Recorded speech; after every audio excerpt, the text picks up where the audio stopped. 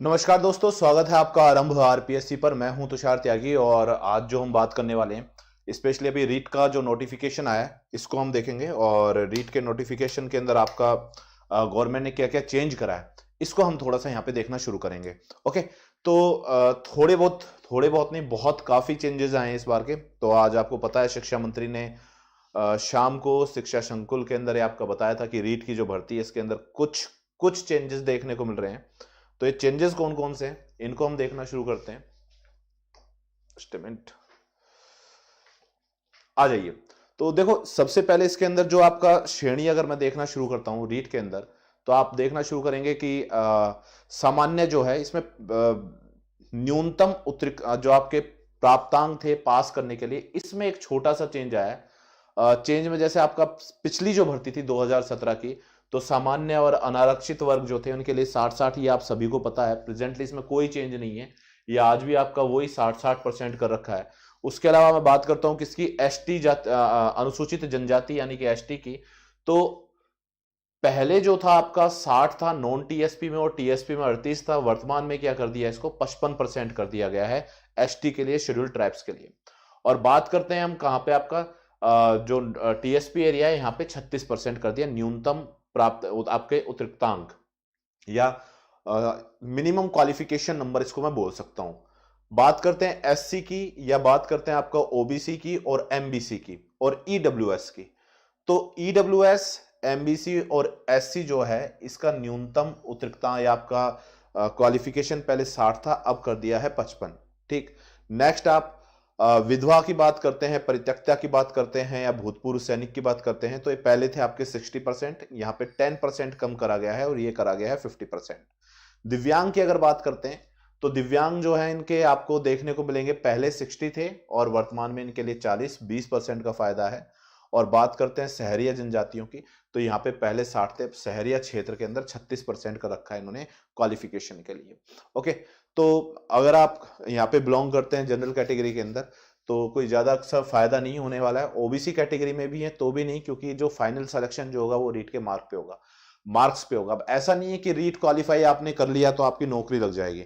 नौकरी आपकी तभी लगेगी जब रीट के अंदर आप स्कोर अच्छा करेंगे। ओके, तो स्कोर अच्छा करना जरूरी है। सरोज नमस्ते, थैंक्स गुरुदेव। ओके सुनील, प्रणाम भाई सुनील। तो यहाँ पे आपको स्कोर इसमें आपका बढ़िया करना जो है वो जरूरी है। अब आगे देखते हैं और क्या चेंजेस आए हैं।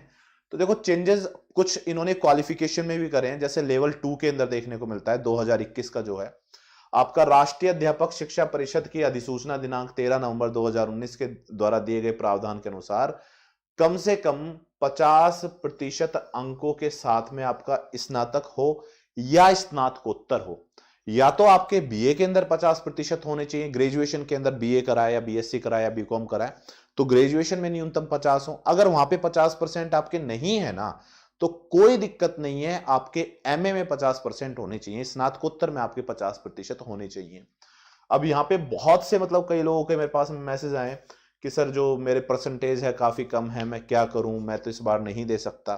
देखो, अगर आपकी एज कम है और आप भविष्य में ये भर्ती देना चाहते हैं, क्योंकि ये जो नियम दिखाई दे रहा है मेरे को, ये राष्ट्रीय अध्यापक शिक्षा परिषद जो है ये इसका नियम है, इसमें राजस्थान गवर्नमेंट जो है कोई ज्यादा मतलब इसमें चेंज नहीं कर सकती है यार। अब चेंज नहीं कर सकते, ये तो आपका रहेगा आपका। तो इसके लिए आप एमए कर सकते हैं नॉन कॉलेजिएट किसी भी सब्जेक्ट के अंदर। तो उससे बेनिफिट ये होगा कि आने वाले टाइम में अगर 50% प्लस से आप एमए कर लोगे नॉन कॉलेजिएट किसी भी सब्जेक्ट में, तो आपको ये फायदा होगा कि आप रीट की भर्ती आगे भर सकते हो भविष्य में। जिसकी परसेंटेज कम है, 50 से कम है, उनके लिए मैं बोल रहा हूं। उसके बाद में नेक्स्ट, आप स्नातक में 50% हो न्यूनतम या फिर एमए के अंदर 50% हो। अच्छा, कुछ लोगों ने यहाँ पे एडिशनल भी बीए करी होगी, बहुत से लोग ऐसे होंगे जिन्होंने एडिशनल किसी सब्जेक्ट में करी होगी।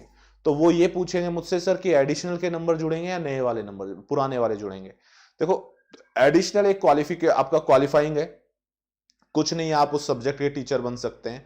सब्जेक्ट कॉम्बिनेशन के लिए कुछ स्टेट ने और आपका केवीएस एनवीएस वगैरह जो स्कूलें होती हैं उसने एसएसटी के लिए सब्जेक्ट कॉम्बिनेशन जो है वो आपके मतलब बना रखे हैं। उससे आपके सब्जेक्ट अलग हैं तो आप वहां पे सेकंड ग्रेड की भर्ती में नहीं जा सकते। जैसे हिस्ट्री, ज्योग्राफी, पॉलिटी, इकोनॉमी जो है, ये 2 सब्जेक्ट एसएसटी टीचर के लिए कंपलसरी उन्होंने कर रखे हैं।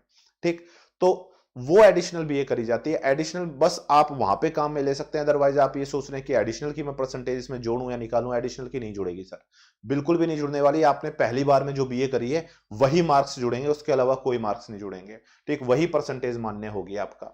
तो यहाँ पे लिखा हुआ है कि भाई आपका या तो बीए में 50% है या फिर एमए में 50% है।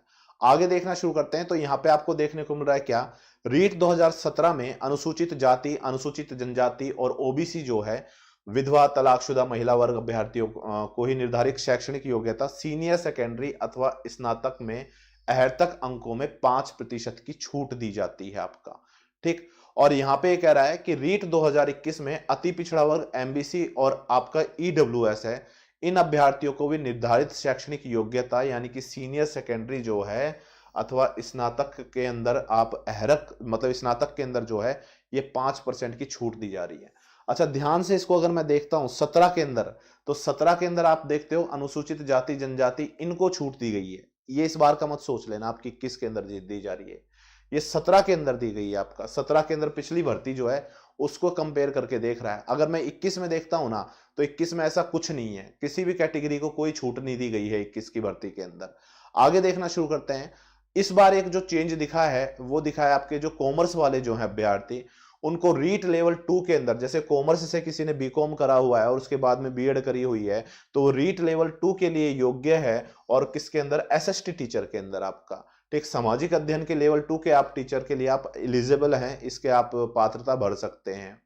रीट लेवल 2 के अंदर रीट में प्राप्त अंक जो है इनके अनुपात में भी आपका परिवर्तन करा गया है। अगर मैं देखता हूं तो पहले आपके 70-30 थे, इस बार कितने कर दिए, 90-10, यानी कि 90% आपके अंकों का भार जो रीट के अंदर आप अंक प्राप्त करेंगे, यानी कि रीट जो है ना आपके सिलेक्शन का द्वार है।